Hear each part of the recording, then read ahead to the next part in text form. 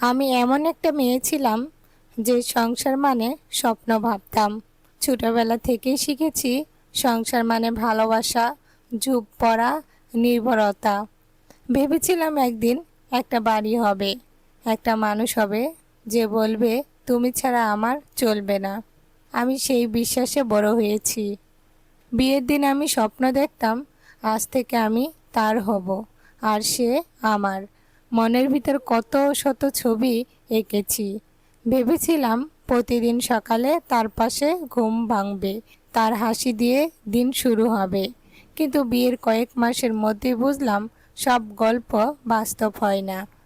যে বদলে গেল তার হাসির জায়গায় এলো বিরক্ত, তার কথার জায়গায় এলো চুপ থাকা, তার ছোঁয়ার জায়গায় এলো অবহেলা।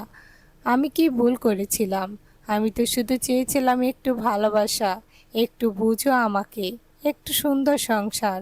কিন্তু সে শুধু বলতো তুমি এসব সিনেমার মতো ভাবো না।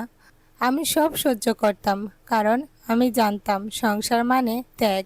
কিন্তু সেই ত্যাগের বিনিময়ে যদি শুধু কান্না আসে, তবে সে কি সংসার, না শান্তি?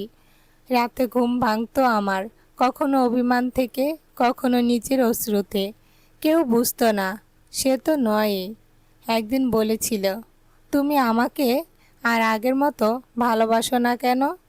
সে হেসে বলেছিল, এগুলো মেয়েদের ভাবনা, সংসার মানে সবসময় ভালোবাসা নয়। আমি তো ভালোবেসে সংসার গড়তে চেয়েছিলাম।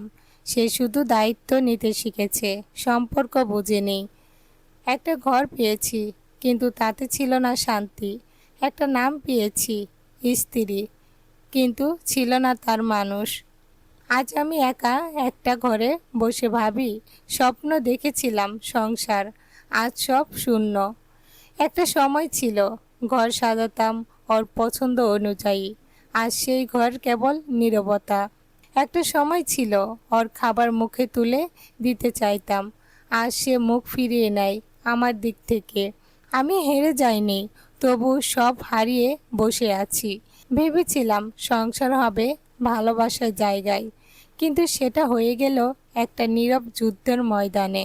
আজ এই গল্পটা আমি বলছি শুধু একটা কথা বোঝাতে, সব মেয়ে রাজপ্রাসাদ চায় না, শুধু চায় একটা ভালোবাসার ঘর, একটা মানুষ যে বলবে তুমি আছো বলেই আমি বেঁচে আছি।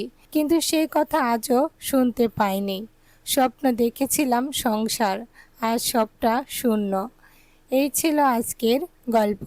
যদি এই কষ্ট আপনার মনের গভীরে গেঁথে যায়, তাহলে চ্যানেলটি সাবস্ক্রাইব করে আমাদের পাশে থেকো। ভাঙা মন অফিসিয়ালে।